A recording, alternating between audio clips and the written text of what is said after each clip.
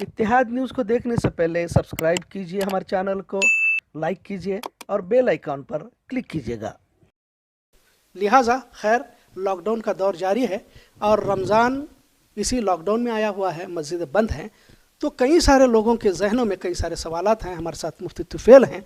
मुफ्ती तुफैल साहब, कई सारे सवालात आवाम की जानिब से आ रहे हैं। क्या आखिरी अशरा है, ईद की नमाज घरों में होती है नहीं होती, एतकाफ़ मर्द कहाँ करे, मर्द घर में कर सकते हैं नहीं कर सकते, तो इस ताल्लुक़ से आप थोड़ा नाजरीन को जो देखने वाले हैं उनको आप पैगाम दीजिए।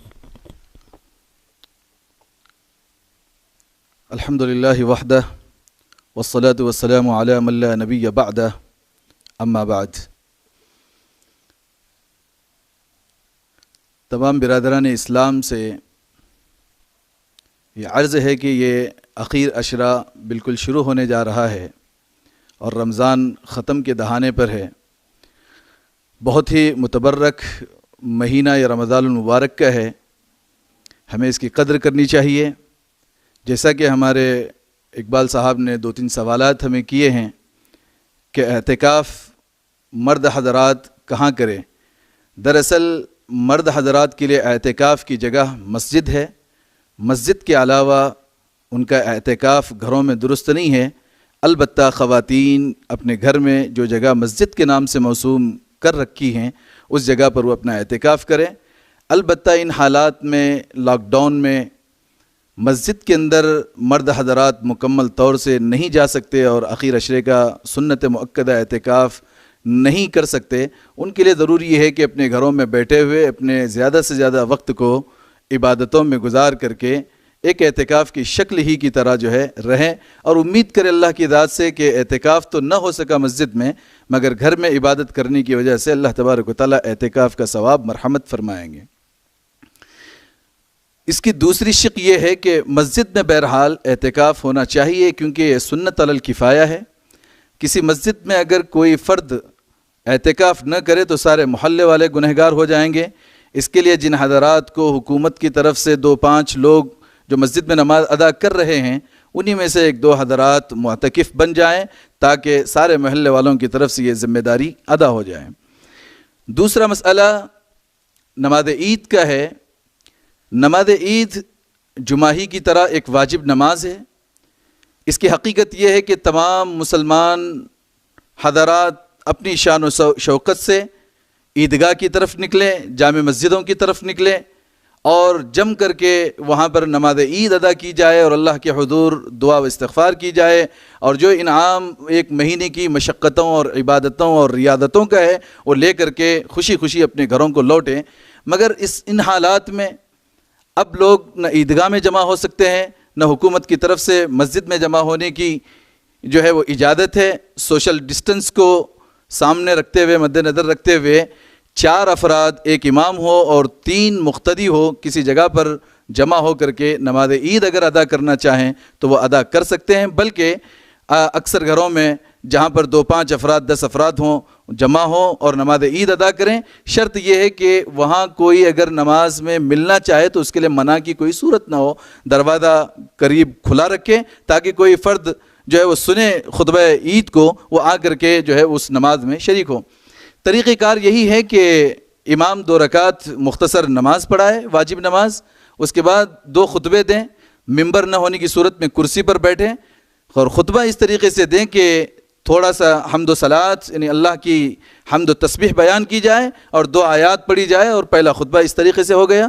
दूसरे खुतबे में भी रसूलुल्लाह सल्लल्लाहु अलैहि वसल्लम पर हम्द व सलात, अल्लाह की हम्द के बाद नबी पर दरूद भेजने के बाद कुछ आयात पढ़ी जाए और दूसरा खुतबा इस तरीके से ख़त्म किया जाए तो नमाज ईद अपने घरों में इस साल अदा की जाएगी। तीसरा सवाल हमारे भाई ने ये कहा कि आखिर अशरे में क्या करें कि देखिए रमज़ान मुबारक मुकम्मल तौर से इबादत का महीना है।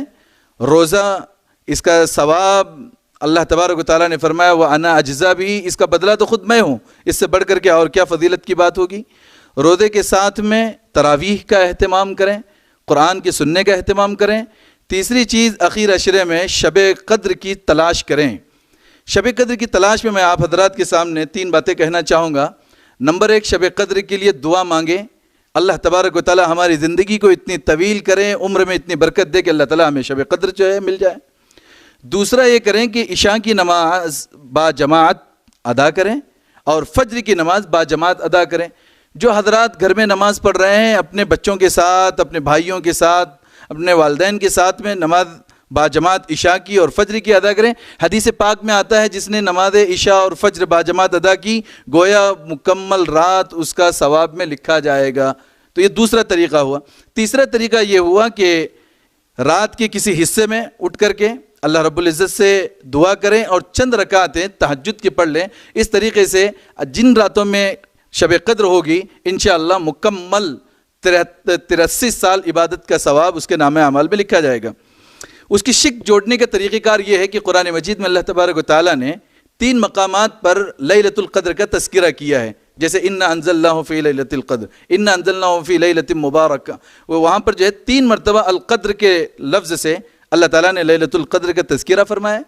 اب ہم دیکھیں گے لیلۃ القدر میں 9 حروف ہیں، لیلہ میں 4 حرف ہیں، القدر میں 5 ہیں. اگر ان 9 حروف کو اگر ان 3 سے اگر ضرب دیں گے تو 27 ہوتے ہیں. تو معلوم یہ ہوتا ہے سلف صالحین کا کہنا یہ ہے کہ آخر عشرے میں تلاش کی جائے، آخر عشرے میں بھی طاق راتوں میں اور خصوصیت کے ساتھ 27 کی شب میں. یہ نہیں حتمی طور پہ تو نہیں کہا جا سکتا کہ 27 میں ہی ہوگی، مگر 27 کی بات کو سلف صالحین زیادہ لیتے ہیں. تو ان راتوں میں جاگنے کا اور گھروں میں رہ کر کے قیام کرنے کی کوشش کریں. اور آخری بات جو کرنے کا جو کام ہے ان بچے ہوئے ایام میں، حضور صلی اللہ علیہ وسلم رمضان المبارک کے مہینے میں آپ تو ویسی جواد و سخی تھے ہی تھے، مگر رمضان کے بارے میں بخاری شریف کی روایت ہے کہ آپ تیز ہوا کی طرح جو ہے سخی بن جاتے تھے. تو ہم سب کو بھی، ہم آپ کے امتی ہیں تو ہمیں چاہیے کہ اپنے جیب کو کھول دیں اور لوگوں پر خرچ کریں. 5 چیزیں حضور صلی اللہ علیہ وسلم نے فرمائی کہ جو اس پر عمل کرے گا کل قیامت میں جنت میں کرسٹل کا محل اس کو دیا جائے گا، موتی کا محل ہوگا جہاں آدمی بیٹھ کر کے اپنے ساری جنت کے نظارے کو دیکھے گا. کتنی خوش نصیبی ہے اس مسلمان کے لیے جنہیں اللہ رب العزت و کرسٹل کا جو ہے وہ محل عطا کریں. حضور نے فرمایا نمبر 1 علان الکلام، بات بالکل نرم کریں.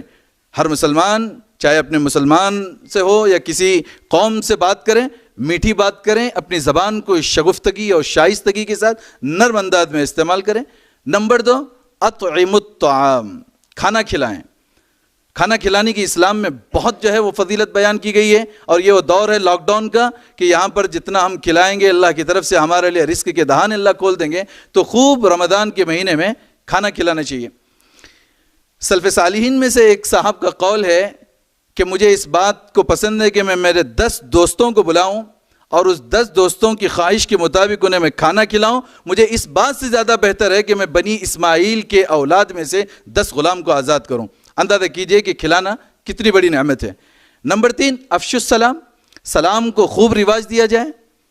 نمبر 4 وَأَتْبِعُ الصِّيَامِ، روزوں کی مکمل تابعداری کریں، جو ہے ایک کے بعد دیگر مکمل روزوں کی جو ہے وہ پابندی کریں. اور نمبر 5 جو ہے صلوا باللیل والناس نیام، رات کی تنہائی میں اٹھ کر کے چند رکعت اس وقت میں پڑھ لیں جب ساری دنیا سو رہی ہو. جب ایک 5 کام انسان کرے گا تو اللہ رب العزت اسے کرسٹل کا، موتیوں کا محل جنت میں عطا کریں گے. تو یہ آخر عشرے میں کرنے کا کام، زیادہ سے زیادہ عبادتوں کو کریں، اپنے اوقات کی جو ہے وہ ضائع ہونے سے بچائیں، گھومنے پھرنے سے بچیں. اس طریقے سے ایک اپیل ہمارے مسلمان تاجر حضرات سے یہ ہے کہ جس طریقے سے ہم علماء کرام لوگوں سے اپیل کر رہے ہیں کہ آپ مارکیٹنگ نہ کریں، تجارت خرید و فروخت نہ کریں، مسلمان ان بھائیوں سے بھی ہماری اپیل یہ ہے کہ جن لوگوں کی دکانیں وہ اپنی دکانوں کو جو ہے رمضان المبارک کے ختم تک بند رکھیں. رزاق اللہ رب العزت ہے، روزی دے گا. جیسے اکثر علاقوں میں مسلمان تاجروں نے اس بات کا تہیہ کر لیا کہ ہم رمضان میں دکان ہی نہیں کھولیں گے. جب ہمارے بھائی دکان ہی نہیں کھولیں گے تو جو ہے وہ خریدار حضرات بھی جو ہے وہ یہاں پہ نہیں پہنچیں گے. تو یہ ہماری مؤدبانہ مسلمان بھائیوں سے اپیل ہے. اللہ تعالیٰ سے دعا اللہ تبارک و تعالیٰ ہمارے اس بچے ہوئے رمضان کو بہت ہی قدردانی کے ساتھ اور اس کو اصول کرنے کے ساتھ میں جو ہے گزارنے کی توفیق نصیب فرمائے. وآخر دعوانا الحمد للہ رب العالمین.